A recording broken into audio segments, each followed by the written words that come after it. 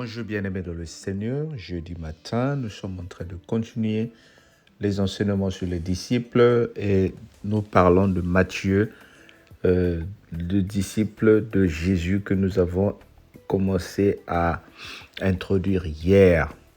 Je t'invite à prendre la Bible dans Matthieu chapitre 9 à partir du premier verset.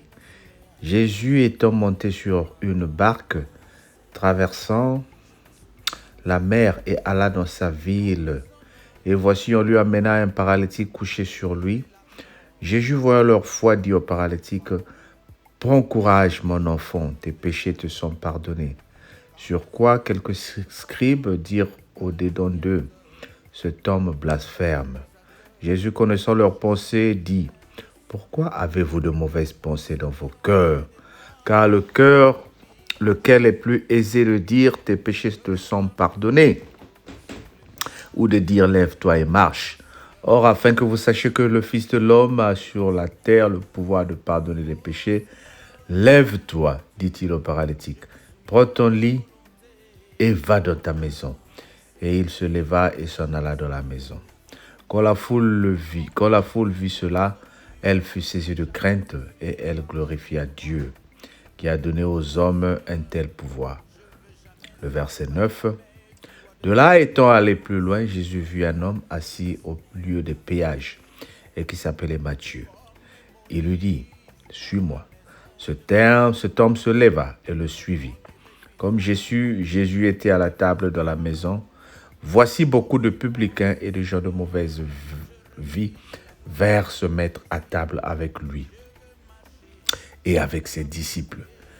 11. Les pharisiens virent cela et ils dirent à ses disciples, « Pourquoi votre maître mange-t-il avec des publicains et des gens de mauvaise vue ?» Ce que Jésus ayant entendu, et il dit, « Ce ne sont pas ceux qui se portent bien qui ont besoin de médecins, mais les malades. » Amen. L'appel de Matthieu ici est signifié au chapitre 9. Matthieu n'a pas pris le temps de s'introduire lui-même dès le départ. Il a préféré valoriser la valeur de Jésus-Christ en commençant par la naissance et tout ce qui s'est passé autour de la vie de Jésus. C'est après qu'il s'introduit lui-même ici. Mais nous voyons dans le chapitre 9 où Matthieu est en train d'être appelé, ce chapitre précède beaucoup des événements. Jésus est en train de guérir un paralytique. Et il dit à ce paralytique, « Tes péchés te sont pardonnés. » Et cela suscite la colère, mais alors la colère des pharisiens. Il dit, mais il blasphème. Il n'y a que Dieu qui peut pardonner. Qui est-il pour dire, « Tes péchés te sont pardonnés » ? Et après, vous voyez que Jésus appelle maintenant Matthieu. Matthieu, comme j'ai dit hier, c'était un homme qui travaillait dans les péages, collecteur d'impôts, c'est-à-dire il collectait les taxes. C'était au temps des Romains. Bien qu'il était juif, mais il était employé par les Romains pour collecter les taxes auprès des Juifs, que ce soit les pêcheurs, que ce soit chaque personne qui avait un revenu ou qui était en train de se faire de l'argent devait payer les taxes. Même les plus pauvres, vous devez payer les taxes. Et Matthieu était parmi ces gens qui collectaient les taxes. Quand il rencontre Jésus-Christ, il invite Jésus dans sa maison. C'est ce que je vous disais hier. Et les gens de mauvaise foi, c'est-à-dire les gens qui n'ont rien à voir avec ce que devait être le Seigneur. C'est-à-dire les gens que les pharisiens pensaient être des gens qui ne sont pas dignes, des gens qui n'ont aucune valeur, des gens qu'ils qualifiaient de gens de péché, de mauvaise vie. C'est-à-dire aujourd'hui, on peut les qualifier comme des soulards, on peut les qualifier comme tous les mots que tu ne supportes pas dans cette nature. Mais ce sont ces gens qui étaient autour de Jésus-Christ. Il y a quelque chose aussi qui se passe ici. Lorsque Jésus voit Matthieu, il le dit, c'est le verset 9. Jésus De là, étant allé plus loin, Jésus vit un homme assis au lieu de péage, qui s'appelait Matthieu. Il lui dit, suis-moi. Cet homme se leva et le suivit.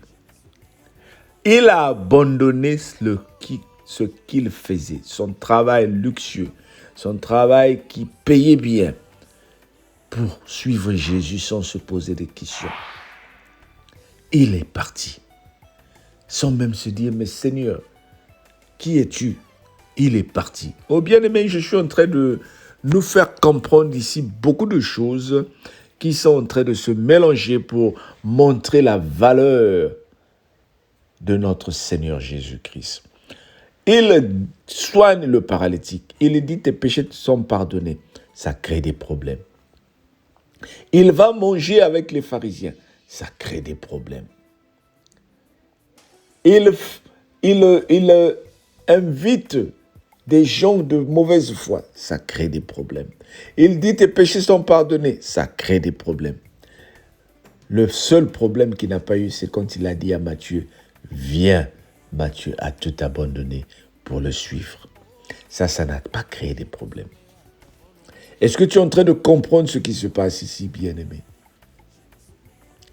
Tout ce que tu vas poser comme acte, tout ce que tu vas poser comme bonne œuvre, les gens vont dire,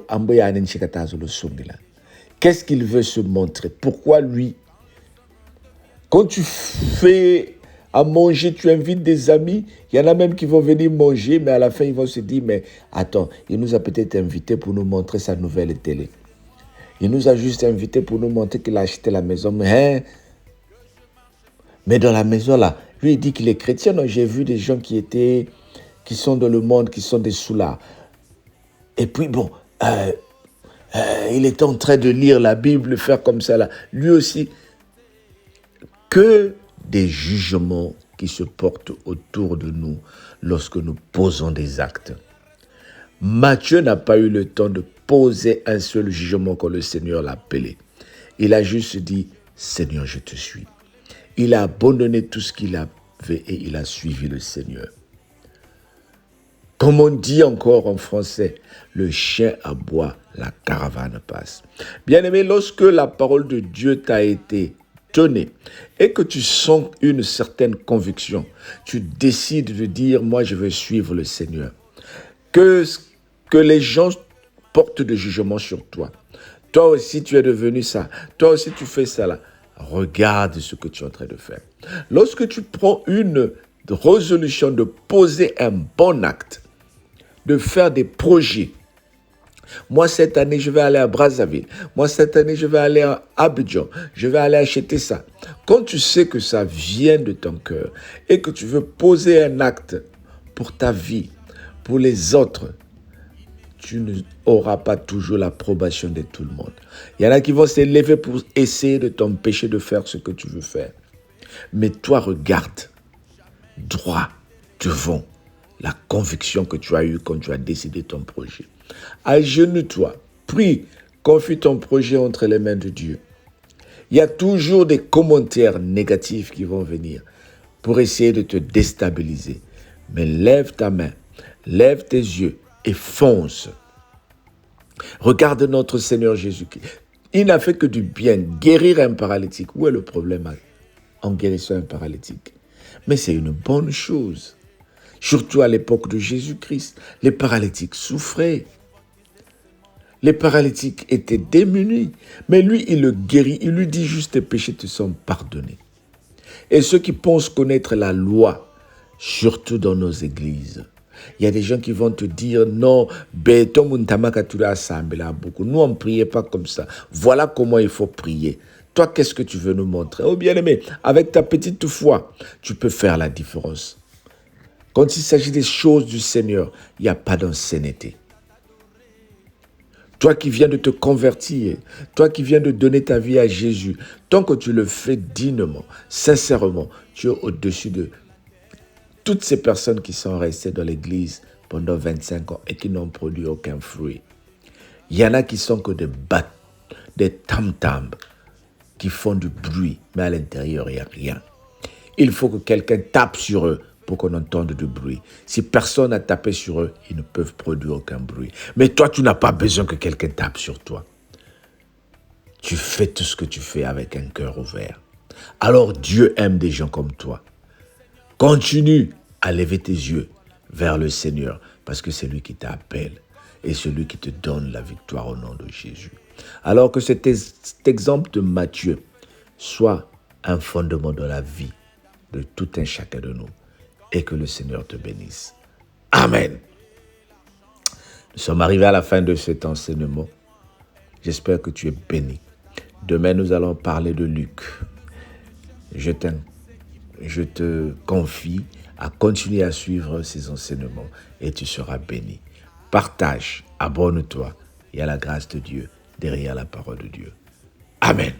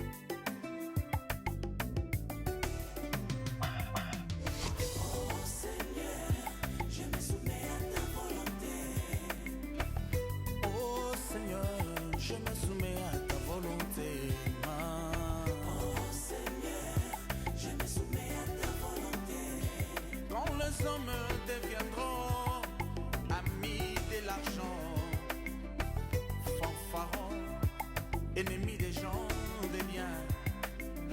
Quand les hommes deviendront calomniateurs, accusateurs, cherchant le bien de soi-même, Seigneur, fais de moi ami de Jésus, que je marche toujours sur les pas de Jésus. Oh Seigneur, je me soumets à ta volonté. Oh Seigneur, mon Dieu, je me soumets à ta volonté. Oh Seigneur, je me soumets à ta volonté. Comme Daniel a résolu de ne jamais s'essuyer par les mains du roi, moi aussi Seigneur, je veux jamais céder par les mains du roi de ce monde. Oh Seigneur, je me soumets à ta volonté. Comme Moïse dans la maison de Pharaon, grand Dieu refusa d'être appelé fils de Pharaon. Oh oui, moi aussi Seigneur, je refuse la volonté permissible. Je veux marcher dans la volonté parfaite. Oh Seigneur, je me soumets à ta volonté. Oh Seigneur, je me soumets à ta volonté.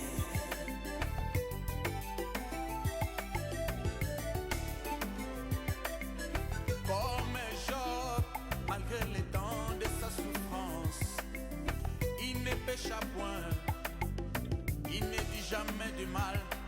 Seigneur, malgré les temps difficiles sur la terre, fais-moi grâce, jamais, jamais te renier, oh Seigneur. Oh Seigneur, je me soumets à ta volonté. Oh Jésus, je me soumets à ta volonté parfaite.